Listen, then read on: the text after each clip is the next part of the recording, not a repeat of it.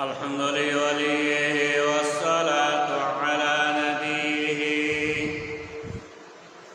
وعلى آله وأصحابه أجمعين. يا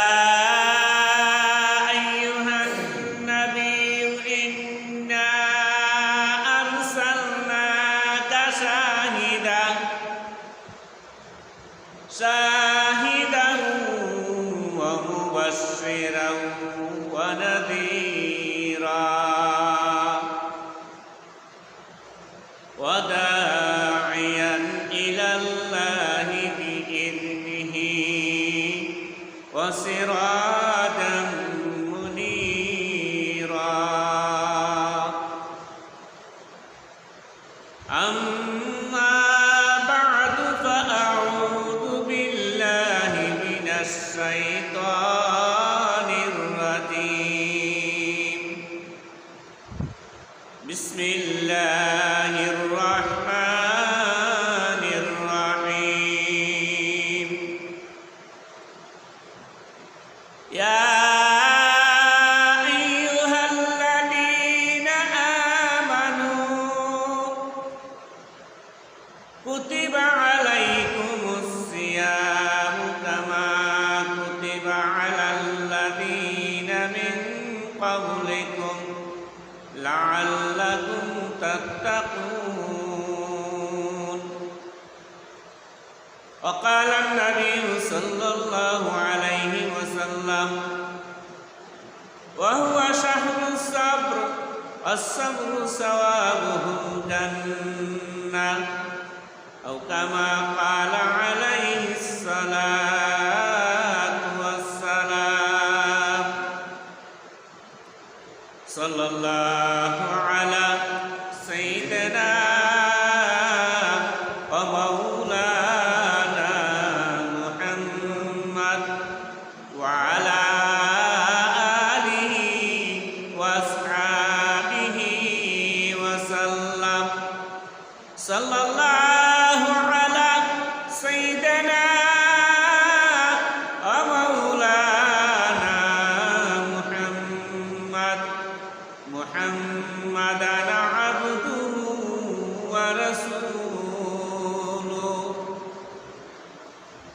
كريم السجايا جميل الصيام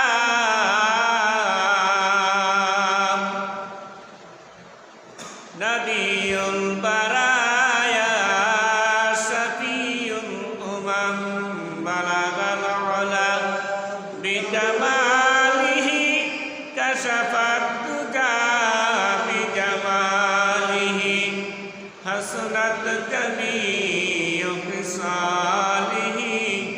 صلوا عليه وآله.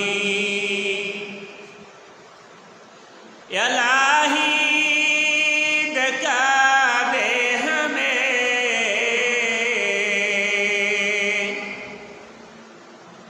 यारे मदीना.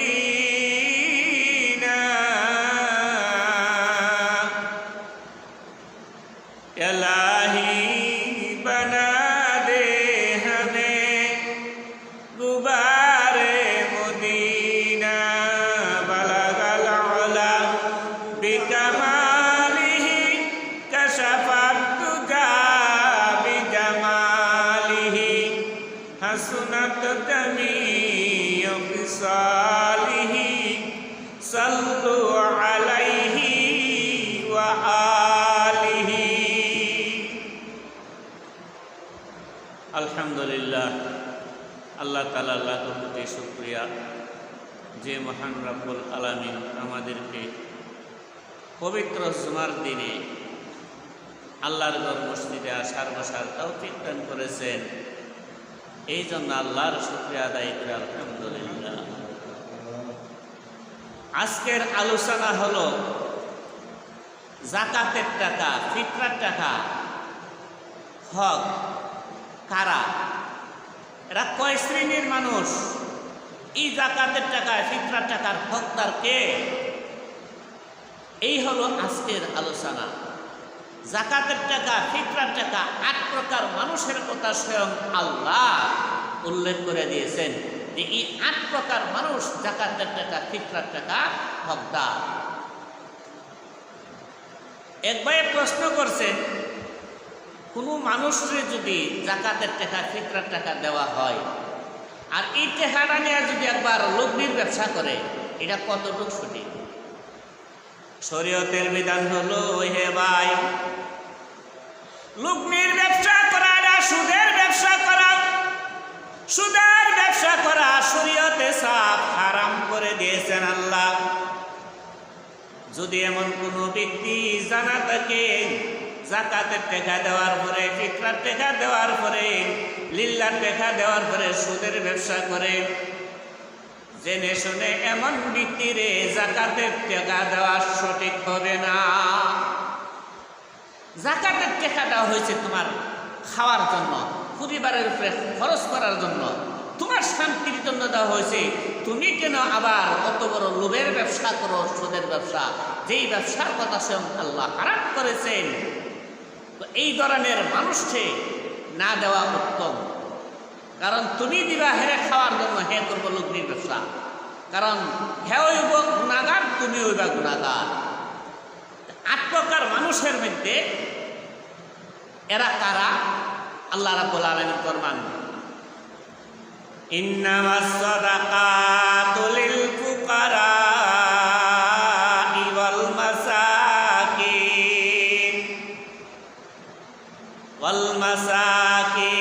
ওয়াল আমিলিনা আলাইহা ওয়াল মুআল্লাফাতি কুলুবুহুম ওয়া ফির রিকাবি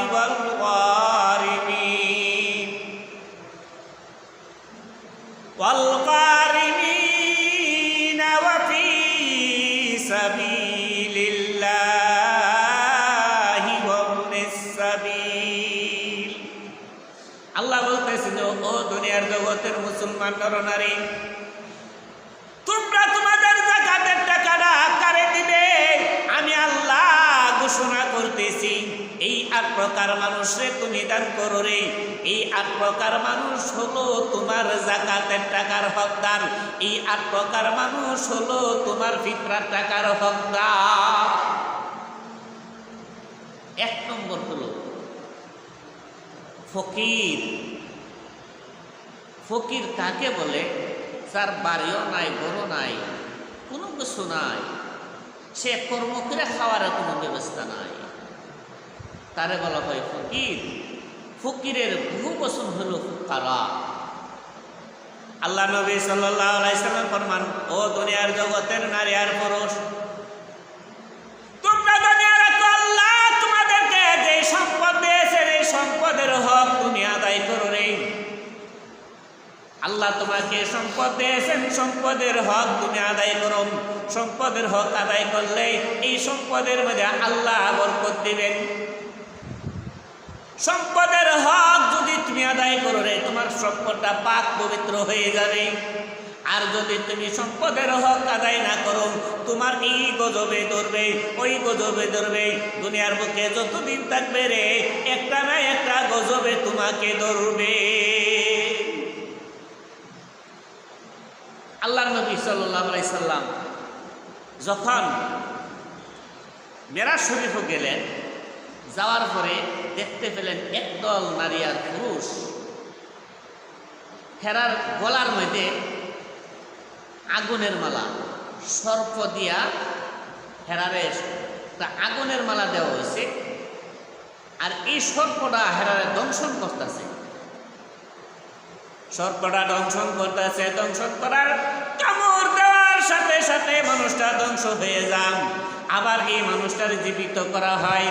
আল্লাহ নবী বলতেছেন, ও ভাই জিবরাইল, ওই সকল নারী আর পুরুষ কারা যাদের গলার মধ্যে আগুনের মালা, যাদেরকে সাপে কামড়াইতেছে, ধ্বংস হয়ে যাইতেছে, আবার তাদেরকে জীবিত করা হইতেছে, ওই সকল নারী আর পুরুষ কারা?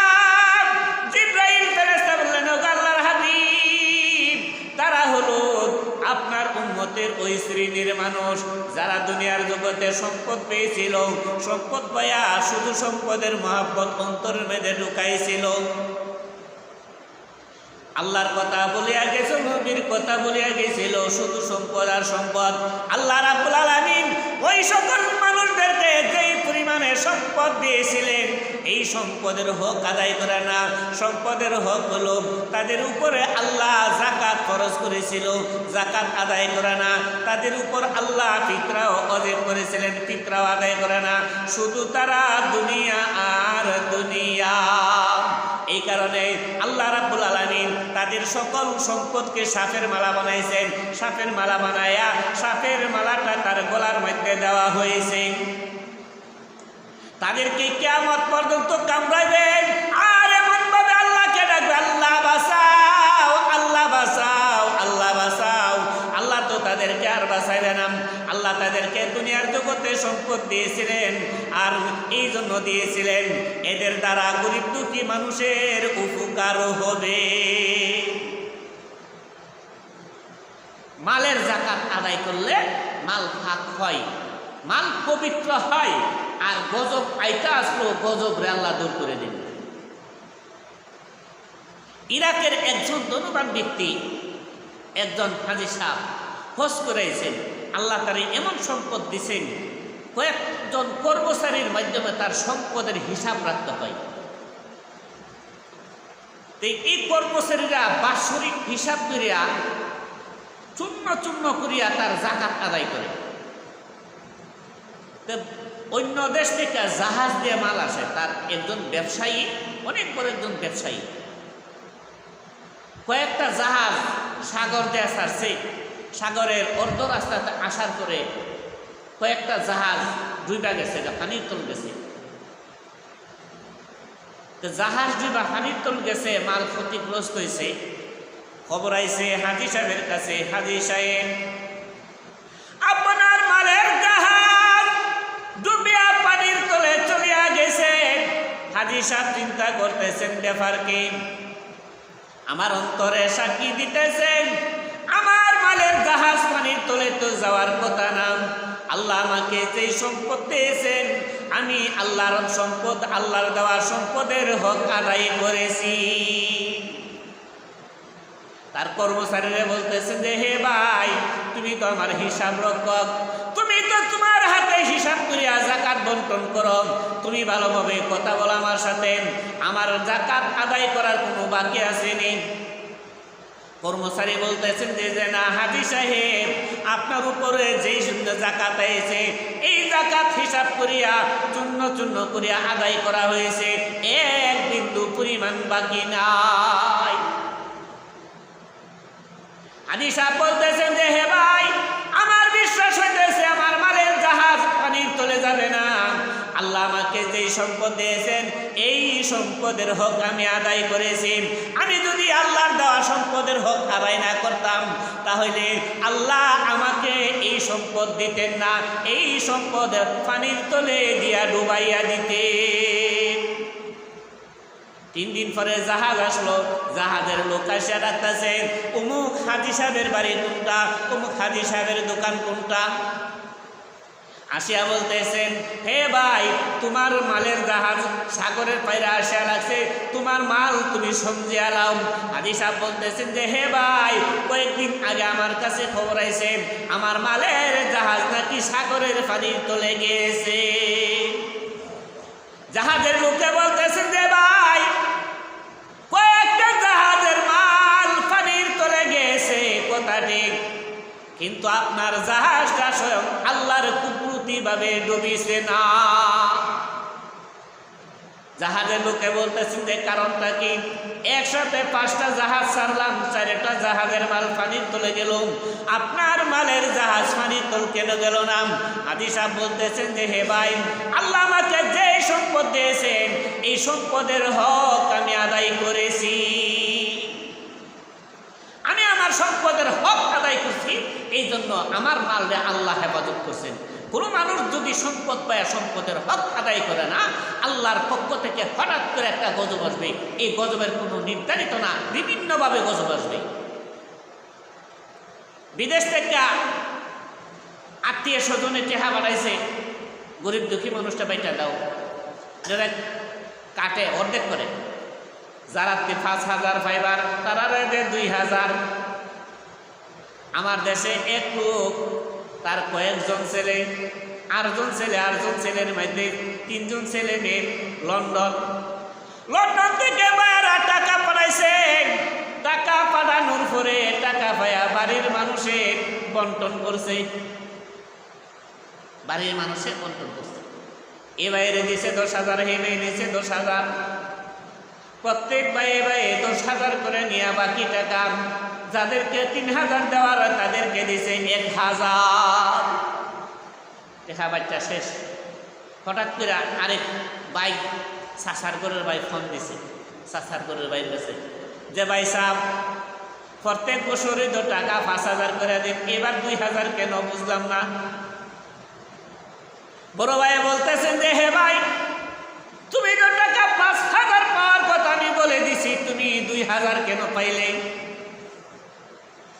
গোয়েন্দা সূত্রে খবর লইয়া দেখে তারা নিজেরা টাকা বন্টন করেছে, অথচ তারা জাকাতের টাকা খাইবার যোগ্য না। হাওড়ে জমিন আছে শত শতকের, বাড়িতে বিশাল বাড়ির অধিকারী, বাবার সম্পদ আছে, ভাই লন্ডন আমেরিকা আছে, তারপরও জাকাতের টাকার মধ্যে লুট করেছে। হঠাৎ করে কিছুদিন যাওয়ার পর আল্লাহর পক্ষ থেকে একের পর এক গজব আসতে শুরু হয়েছে, একের পর এক গজব আসতে শুরু হয়েছে। এই গজবটা কেন হইল? যে জাকাতের টেকা এটা একটা ময়লাযুক্ত টেকা, ফিতরার টেকা এটা একটা ময়লাযুক্ত টেকা, তুমি এটার যোগ্য না, তুমি এটার মধ্যে লুপ করলা কেন? তোমার ফেডের ভিতরে তুমি জানিয়া শুনিয়া আগুন হারাইছো রে, আগুন ঢুকাইছো, এই আগুনে এখন লাড়া দিবে রে। তুমি গরিব দুঃখী মানুষের হাত নষ্ট করেছ, তুমি গরিব দুঃখী মানুষের সম্পদ আত্মসাৎ করছো রে। হে না ফরমান, তুমি জানিয়া রাখো রে, তোমার পেটের ভিতরে তুমি আগুন ঢুকাইছো। এই জন্য আল্লাহর নবী সাল্লাল্লাহু আলাইহি ওয়াসাল্লাম ফরমান, ও আমার মায়ের উম্মত, নারী আর পুরুষ রে, তোমাদেরকে বলতেছি, তোমাদের উপর আল্লাহ রাব্বুল আলামিন যেই যাকাত ফরজ করেছে রে, এই যাকাত হিসাব করিয়া তুমি আদায় করো। আল্লাহ যদি তোমাকে এই সম্পদের মালিক না বানাইতেন তাহলে তুমি এই সম্পদ পাইতা না। আল্লাহ তোমাকে সম্পদ দিয়েছেন, তুমি এই সম্পদের শুকরিয়া আদায় করো। আল্লাহ তোমার সম্পদ দিয়েছেন, তুমি এক সময় এই সম্পদের মালিক ছিল না। আল্লাহ তোমার এই সম্পদ দিয়েছেন, এই সম্পদের হক আদায় করো। আল্লাহ রাব্বুল আলামিন তোমার এই সম্পদের মধ্যে বরকত দান করবেন। কোনো মানুষের যদি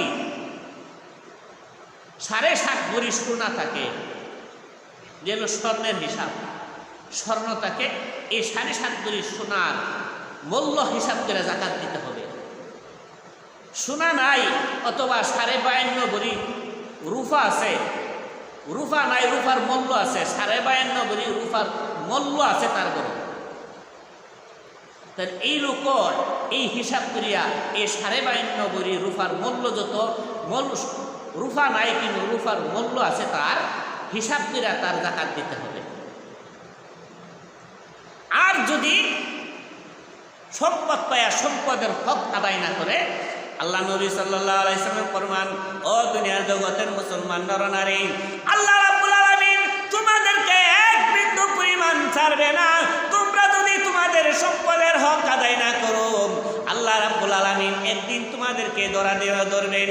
যেদিন তুমি দুনিয়া ছেড়ে পরকালে যাইবে রে, যেদিন তোমার মা বাপ তোমার সাথী হবে না, তোমার ছেলে মেয়ে তোমার সাথী হবে না, তোমার কোন আত্মীয় স্বজন তোমার সাথী হইবে না রে।